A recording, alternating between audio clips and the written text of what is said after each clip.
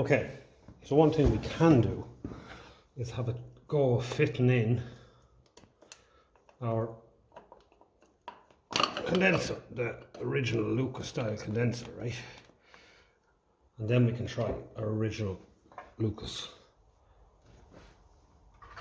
If it runs, we'll just try one part at a time. We'll try our original Lucas rotor arm. That's sheerly for the sport of it. So I'm going to take out this condenser. So firstly, we have to take off some of these here. I think you remember some of these are a little bit different sizes than the others.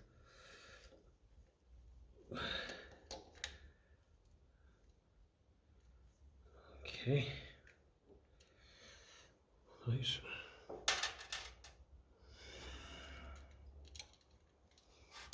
Just loosen this as though we want to take it off so we can get that condenser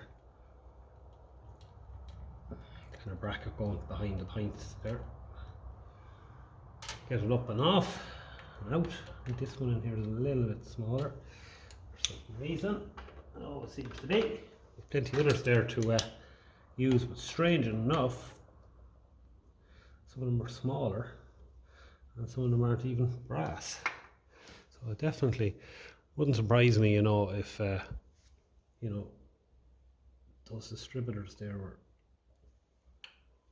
on a machine abroad, like there's some French condensers and parts on them there, so maybe. So last night I just fitted in a longer screw here. If you watched the first video, you'll know that I was saying that someone stripped the threads in. So this is another original style Lucas one here. Coming in, as I said, 1964, but it's just a bit even longer than the one there, and the bracket is different on it as well, and that was also not movable, so it wasn't going to line up anyway. But I just thought it was nice because it was original Lucas. So the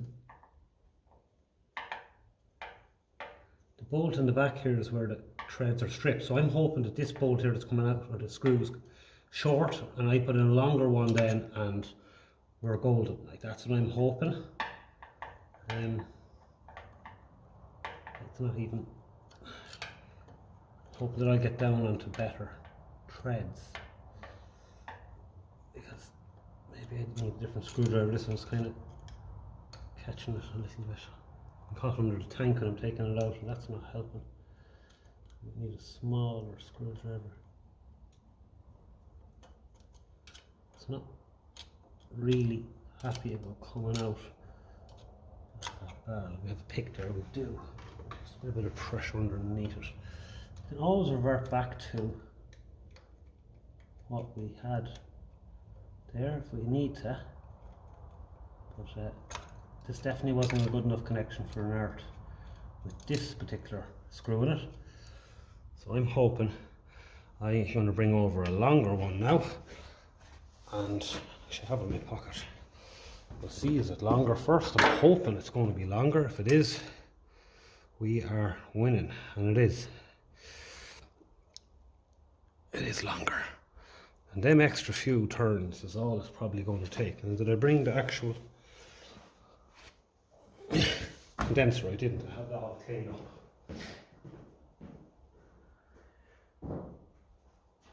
Okay. So firstly, we'll just do a little comparison there.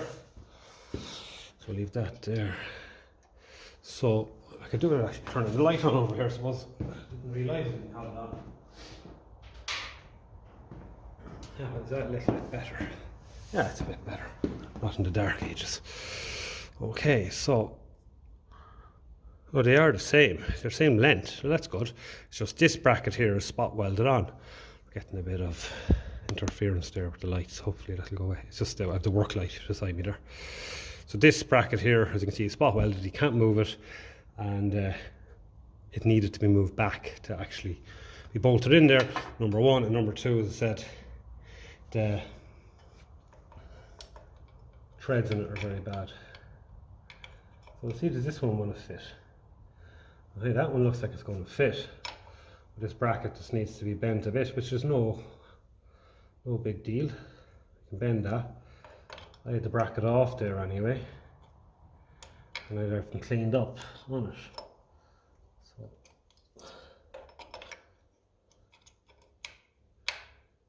you can put that in there. Now we can get our longer screw here. I'm not going to. Okay, there is an actual. There's already a washer on it, so I'll have a look in my pocket. I think I threw in a few of them. I'd actually prefer one without a washer, because the washer in itself is going to go taken up. Yeah, that one with the washer is longer again than that. So if I could get that washer off, we have a far better chance of getting a good grip. Okay. In fact, I think this one beside it here is no washer and it's the same length. No, it's a little bit shorter. So I'm just going to bring this back to the vise. I'm going to try and get that washer off. It's kind of pressed onto it there. I'll get it off and we'll see if we can bolt that in. If we can, we're another part closer to the original spec and we'll be able to see them at the start. Okay, I'm after getting that off, and I can tell you it was bloody hard. Hard metal now. So all our bracket and all of that is, I have a feeling I probably need I'll have to get a shorter screwdriver, because all we're doing is we're going in at a scow. So I'll get a short screwdriver and I'll come back and try that for a thread. Okay, so I actually am going to fit a washer, but it's one of those Lucas anti-shake washers, and they have them little sharp edges on both sides, and they tend to scratch the metal, and you get a great metal to metal contact, because if this thing isn't contacting right, what you're going to end up with is your pints burning out. And if you're watching the videos, you'll realise that I just put a set of genuine Lucas pints in the bloody thing, so that's the last thing I want. But the threads are dicky enough in the top of this, because it's hard to even get the bloody thing back up and out, being honest. So I'm hoping we have the length in this bolt here to do the job that we needed to do. Just a little bit awkward, but we'll get it. So we'll put on our anti-shake washer on the bolt, on the screw, whatever you want to call it. And I just don't like fitting things without washers, simple as that. This is definitely the thinnest. It's way thinner than a normal washer, so it's not going to go taking up too many threads on us. I just have a feel of this, because this might just be longer now, go down to some good threads. And it feels like it is, yeah. Yeah, we're winning. So that's a lot tidier looking now in there than it was with that thing with the wire. Okay, so let's make sure it's not hitting the distributor. Okay, and it's not hitting the side of the distributor either, in a genuine part. So that's important. So we'll push that down, make a good connection, nip this lad up, make sure our pints are nice and level there. Let's give him a little tap down, square edge, nice and flat. Pints look to be fairly well level as well. You can kind of help adjust them by lifting up the little bracket there. This thing has only been around for minutes, so the pints should still be yeah, like new. And they won't be like new for very long if you don't have a good condenser. Right, so that's good. So we can get rid of that. We can put back on our other socket because these other brass bolts seem to be a little bit different in size. We can go and change our rubber insulator there one of the days. The one I'm pointing at there, we have some better ones over there. It's not even insulator, it's more just to stop dampness going through. But it is fairly brittle, so the other ones over there are a better job. So we'll definitely have some candidates there for this. And after messing up the sockets here, let's try and find a bigger one. 5/16, so we need 11. There it is. Yeah, so we can do all of that.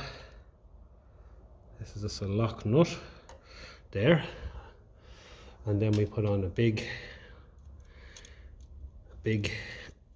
brass washer, a smaller brass washer, a spring washer, or an anti-shake one if we had as well. We have plenty of them there now. And what we have here, we'll do to find it for now. We'll be able to go and put all them other goodies on down the road, whatever we want. But for now, we're just going to see just that condenser do its thing. Okay, so let's turn on our ignition and just see, do we have a spark? Wait, Jesus, that's a spark, boy. You can actually hear, no, did you actually hear that? I could hear it very, very clearly anyway. Okay, just want to make sure that the cam of that distributor shaft is not hitting. So there'll probably be a bit of shaking on the screen there for a minute. Not hitting the side of that. Don't want it wearing it. So I might just stick the starting handle in it and turn it over a little bit till it's right across from it, and make sure I can still do that, because if that's catching it, it's going to go affecting the auto advance. That's not ideal really. So we'll just get the starting handle in the front there and twist her over a little bit, and see then if we're clear. It should be clear. I mean, it should be an original part like for this engine, for that distributor. It should clear, but we don't want anything rubbing and wearing and all of that.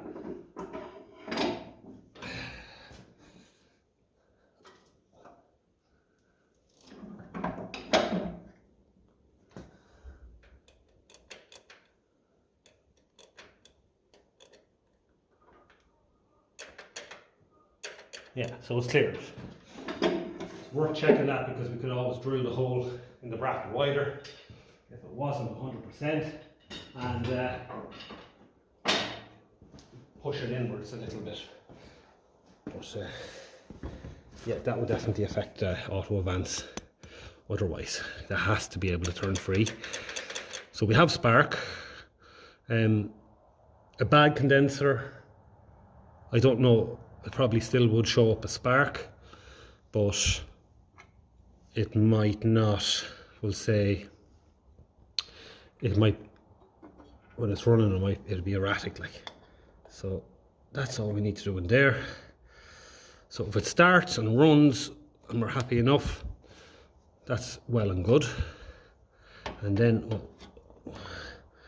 we can try our original rotor arm. They are known to break and all that, but that one isn't broken, so it'd be a shame not to at least give it a try. So are we there? We're good there. So let's move the camera back, move the tools, and we'll try this for a start. Okay, the moment of truth. 1956 condenser.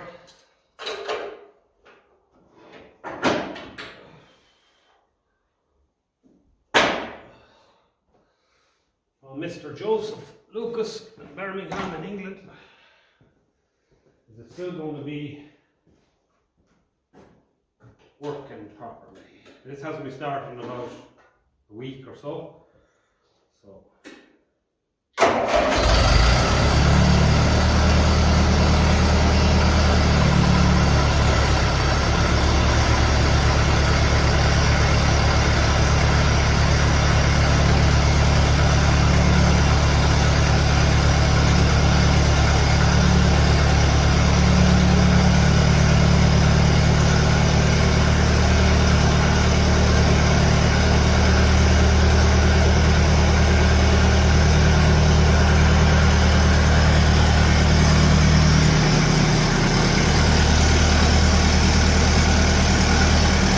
definitely started sharp anyway.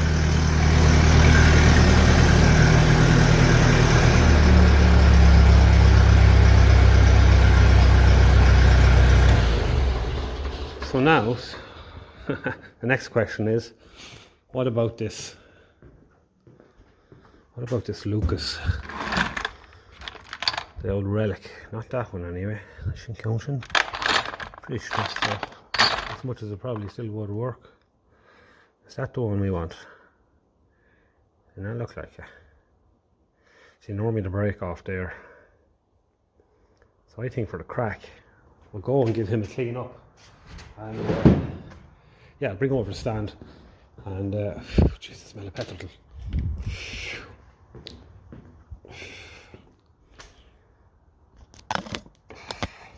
Mind you, very impressive. Testament to them old parts. I have plenty of new ones there, like plenty of them. Spare X, the distributor doctor in England make their own red ones. You probably see me taking in and out there. See, now we can go and eliminate parts that don't work right. You know, fit one part, try it. Now that said, I don't know what condensers are the kind of thing that after 10-15 minutes that they fail again. I don't think so. The fact it's dated 56 and it came out of a 56 distributor, you know, it would kind of tell you that it was in there because it was working. Okay,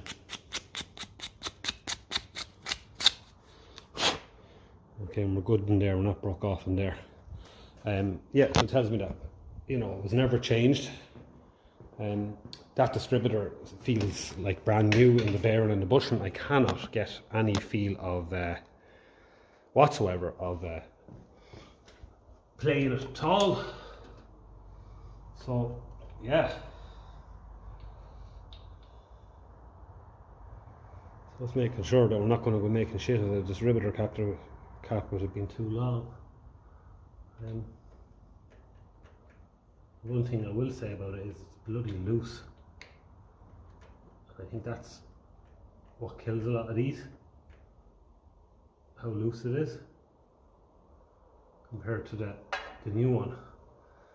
Has the little metal add in there, you see, and that does tend to keep it a little bit tighter. You know, putting it on is that you do have it fairly, you know, tight. Whereas this,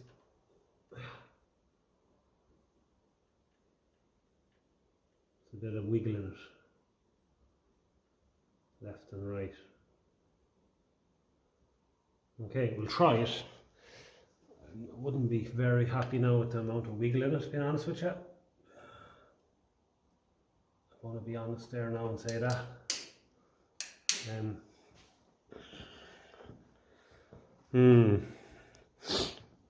You know, a lot of them broke for a reason, like. I think that's because they wiggled and they hit one of the connections in the distributor cap or a few and broke them off. So if it does start, I'm not going to run it for long. I'm just literally going to see, does it run? Until if I wanted to do something to try and stop that a bit, maybe, I don't know, fit something to make it snugger, fair enough.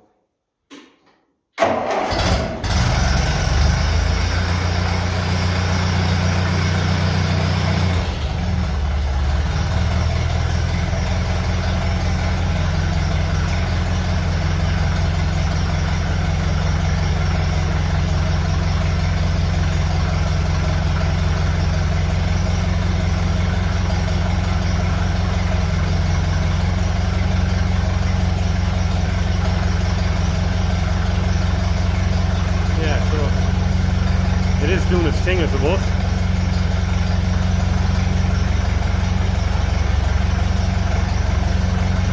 I'm just listening carefully. It's going up and down on the revs a bit.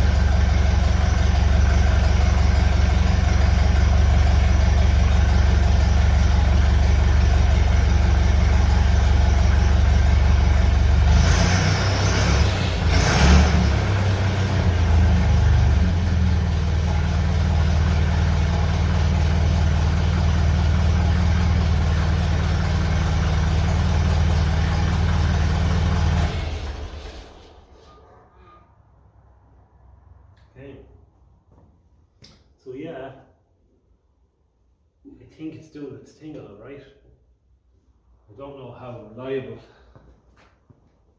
it is. I mean, the two others there are broke, like. So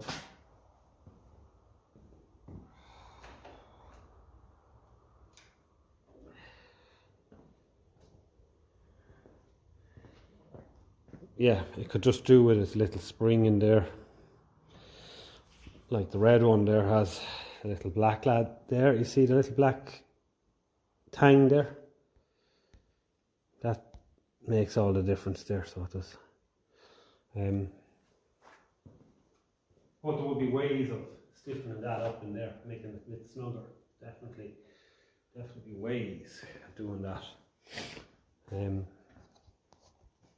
Okay, so interesting. We have one anyway. Just don't know. You get up on the revs, this thing starts shaking around a bit. Your timing is going to go shaking around, like. There's no doubt about it, like.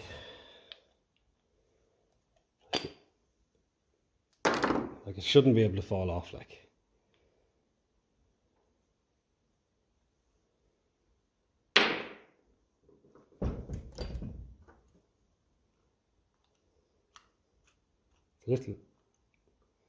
It's a little better on some, alright.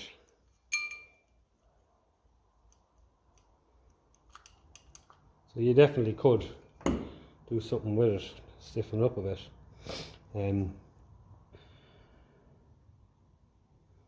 Yeah, definitely good if you're stuck. Interesting. I was looking on the internet and I didn't see that on Alpha, because of course Alfa Romeo kept coming up when I put it in. That's the make of this. Let's try and get the camera to focus a little bit there. That Alpha, I don't know why it doesn't want to focus, that's okay. But Alpha, A-L-F-A, not A-L-P-H-A, is what's written on it. Can't make any sense out of it. If anyone knows, fire a comment there and we'll see. So yeah, so these are the other ones there. As you can see, they do get a little bit destroyed. Yeah.